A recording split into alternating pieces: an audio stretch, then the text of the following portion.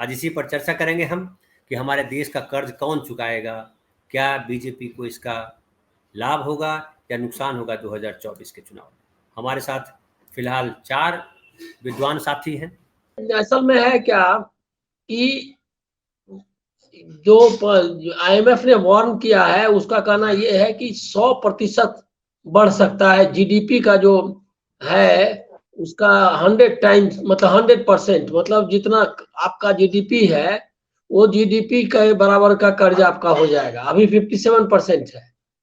तो आप मतलब ये सिग्नल एक बहुत मतलब वार्निंग क्या समझ लीजिए, क्या कि एक घंटी है खतरे की, बड़ी घंटी बजा दी उसने, और उसको समझने की जरूरत है।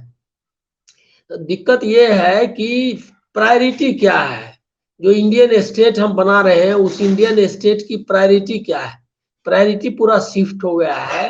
अभी सिर्फ इसको आइसोलेशन में देखने से कर्ज को काम नहीं चलेगा। हमको ये भी समझना चाहिए कि आप जो हंगर इंडेक्स पे कहाँ है, हमारा जो पोजीशन है, अभी जो आया है मतलब फूड एंड एग्रीकल्चर ऑर्गेनाइजेशन का यूनाइटेड नेशंस की रिपोर्ट जो आई है, उसकी रिपोर्ट में बताया गया है कि 74% ऑफ इंडियंस जो है वो उसके पास मतलब वो खाता है, जो वो खाना हेल्दी डाइट नहीं है, मतलब ढंग का खाना जिसको आप कहते हैं वो ढंग का खाना नहीं खा पा रहा है।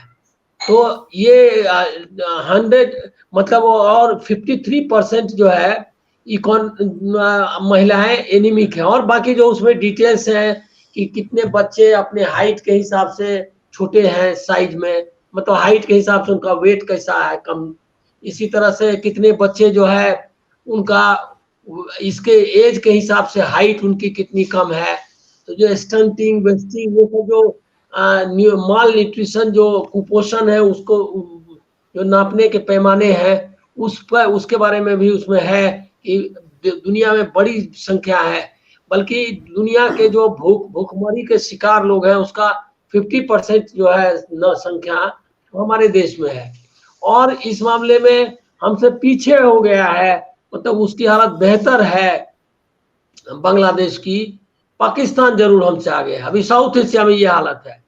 तो आप इसको आप आइसोलेशन में नहीं देखना चाहिए कि इंडियन मॉनेटरी फंड का, इंटरनेशनल मॉनेटरी फंड का जो वार्निंग सिग्नल आया है वो उसको पूरे ये में देखना चाहिए कि हम कहाँ पहुंच गए हंगर इंडेक्स पर, हमारा माल न्यूट्रिशन का लेवल क्या है। तो ये असर चौतरफा दिख रहा है।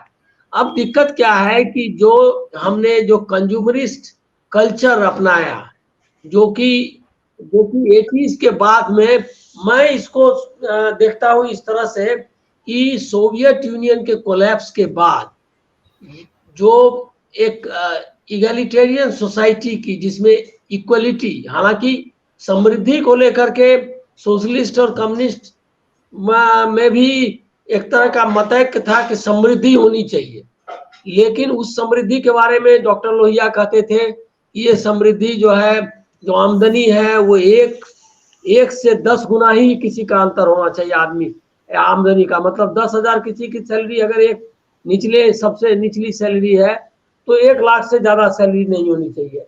तो ये अंतर था। लेकिन और इस तरह का कम्युनिस्ट लोग भी मानते थे कि गैप जो है, इनइक्वालिटी पर उनका जोर था, लेकिन जो लेवल ऑफ लिविंग है, जो मतलब कंजम्पशन है, उसके बारे में उनका भी कैपिटलिस्ट ग्रोथ से बहुत अंतर नहीं था, क्योंकि उनका ये था कि जितनी टेक्नोलॉजी बढ़ेगी, जितना हम बढ़िया करेंगे, उतना हम रिसोर्सेस का इस्तेमाल करेंगे और आराम से जिएंगे। ये उनका भी लक्ष्य था। लेकिन अब ये पता चल गया कि ये लक्ष्य जो है ये धरती बर्दाश्त नहीं कर सकती है। धरती की एक सीमा है इसको बर्दाश्त करने की। तो ये तो मार्क्सिज्म में जो प्रॉब्लम था या सोशलिज्म में जो प्रॉब्लम था वो है। गांधी ने, हमको लग रहा है कि जिसको कि लोग अभी भी डरते हैं कहने में या बताने में, कि गांधी 1910 में ही इस बात को समझ गए थे कि ये जो अर्थव्यवस्था है, ये जो लाइफ स्टाइल है, ये जो सभ्यता है सिविलाइजेशन का, वो उसमें उन्होंने सिविलाइजेशन शब्द का यूज किया है और उसको वेस्टर्न और सिविलाइजेशन के रूप में उन्होंने रखा है, जो मॉडर्न सिविलाइजेशन है। तो वो जब तक हम उस पे नहीं लौटते हैं कि आदमी की जो का लिविंग हो वो जितनी जरूरत है उतना ही हो। अब अभी देखिए कि इसने धनंजय जी ने रखा ना कि भाई कर्ज आप लेते जाइए, कुछ चीज के लिए भी कर्ज ले लीजिए, घर से लेकर के मिक्सी तक के लिए कर्ज लेते जाइए। ये देखिए इसका मतलब ये आर्टिफिशियल है। मार्केट में आपको ताकत नहीं है खरीदने की कार, तो बैंक और सरकार सब आपको प्रोत्साहित करती है कि आप कर्ज में डूब जाइए। और वो भी मुझको याद है कि अभी 4 साल पहले, 5-7 साल पहले की बात है, मैं जहाँ रहता था दिल्ली में, तो वसुंधरा से जाने के रास्ते में वो गाड़ियां, नई गाड़ियां बैंक के सामने मतलब एक जगह लगी दिखती थी। तो मैंने पूछा कि ये क्यों है, ये गाड़ियां, ये नई नई गाड़ियां लगी हुई हैं। कहा कि ये लोग कर्ज चुका नहीं पाए, उसकी गाड़ियां इन लोगों ने छीन ली। अब आप देख लीजिए कि ये जो है, अगर हमारे पास मतलब भारत ऐसा एक मुल्क है जिसके पास एक सॉल्यूशन था, लेकिन और उस सॉल्यूशन को हमने नहीं ये किया। अब कर्ज लेते जाइए और ये कर्ज जा कहाँ रहा। इनइक्वालिटी की तो हालत ये है कि आपको पता है कि 1% आदमी के पास कि 50% मतलब 40 समथिंग परसेंट मतलब 50% के का जो वेल्थ है उनके पास है। इसी तरह से आप देखते जाएंगे तो 10% लोग हैं जिनके पास की देश का जो की संपत्ति का ज्यादातर हिस्सा जमा हो गया। तो ये कर्ज तो वो ले रहे हैं, मतलब उनकी संपत्ति बढ़ रही है और कर्ज वो नेशन के नाम पर ले रहे हैं। और यही है राष्ट्रवाद। ये राष्ट्रवाद जो कहते हैं वो यही राष्ट्रवाद है कि राष्ट्र के लिए लड़ो, राष्ट्र को बचाओ, राम मंदिर में ये करो, और उसके बाद जो संपत्ति है वो अडानी के पास जाएगी। हमको लगता है कि इस मामले में राहुल गांधी बेहतर एक्सप्लेन करते हैं, लेकिन कांग्रेस को भी मैं नहीं मानता कि कोई भी पार्टी इस चैलेंज को स्वीकार करने के लिए तैयार है।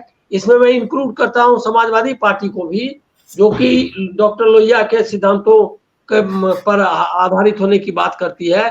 उसमें भी मैं ये रिजॉल्व नहीं देखता हूं मैं कि वो एक जो चैलेंज है कि इस तरह से कर्ज बढ़ने की। और आपको एक बस लास्ट में बोल रहा हूं कि इनका देखिए किस तरह प्रायोरिटी है। जब 2008 का रिसेशन आया, वर्ल्ड वाइड रिसेशन आया और इंडियन इकोनॉमी पर भी उसका असर हुआ, जितना भी हो सकता था बचा, उतना ज्यादा नहीं हुआ क्योंकि हम उस तरह से वर्ल्ड इकोनॉमी में जुड़े नहीं थे। ये जो कर्ज बढ़ा इसको ये भी समझना चाहिए कि ये जो FDI लाना है, मोबाइल बढ़ाना है, लैपटॉप बढ़ाना है, तो हम वर्ल्ड इकोनॉमी में जिस तरह से जुड़ते जा रहे हैं उसकी वजह से ये कर्ज बढ़ता जा रहा है। जितनी इकोनॉमी हम बाहर थे इससे, मतलब जो हाथ का काम कर रहा है, गांव में काम कर रहा है, ऑटोनॉमी ऑफ इकोनॉमी जो विलेज इकोनॉमी और रूरल इकोनॉमी थी, उस इकोनॉमी को भी सरेंडर कर दिया है। अब ऐसी स्थिति हो गई है कि सारा आप देखिए कि ये बचा नहीं सकते आप ये अभी के आर्थिक जो सिद्धांत है लोगों के। क्योंकि अभी देखिए तेल, मुझको याद है कि हम लोग बचपन में थे तो आसपास का के घी, तेल, ये जो जितनी चीजें, डालडा छोड़ के, मतलब जो हाइड्रोजनेटेड ऑयल है, इसके अलावा सारी चीजें आपको आसपास के ही उत्पादन से मिलता था। चीनी भी, गुड़ भी, ये आसपास के। अब सब इंटरनेशनल मार्केट में है और सब बड़े अडानी बना रहा है आपका सरसों तेल। जो हम लोग मुंगेर में रहते थे तो सहरसा का कनस्तर में तेल आता था और सबसे बड़ा प्रोड्यूसर जो है वो कोसी बेल्ट के लोग थे, क्योंकि वहां पर सरसों सबसे ज्यादा होता है। अब सारे पतंजलि तेल बेच रहा है।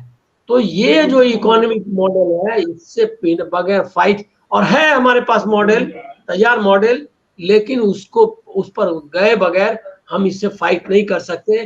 कर्ज बढ़ता जाएगा और वो कर्ज का जो सबसे बड़ा दुष्परिणाम ये है कि 40 उसका परसेंट जो है आपको सर्विसिंग में जाएगा। आपका जो आप कमाते हैं वो उनका लोन देना है, नहीं तो आप डिफॉल्टर होंगे तो वही स्थिति आएगी कि एक बार चंद्रशेखर जी के समय में जिस तरह सोना जो है बेचना भेजना पड़ा था, वो आपको करने की स्थिति आएगी। तो बहुत ही भयावह स्थिति है। लेकिन मुद्दे क्या है हमारी जो रूलिंग एस्टेब्लिशमेंट है उनकी, और इवन जो रूलिंग एस्टेब्लिशमेंट नहीं है, विपक्ष है, उनके मुद्दे एकदम नहीं, मतलब इस चैलेंज के प्रति सब दोनों सोया हुआ है, ऐसा मैं मानता हूँ। जी।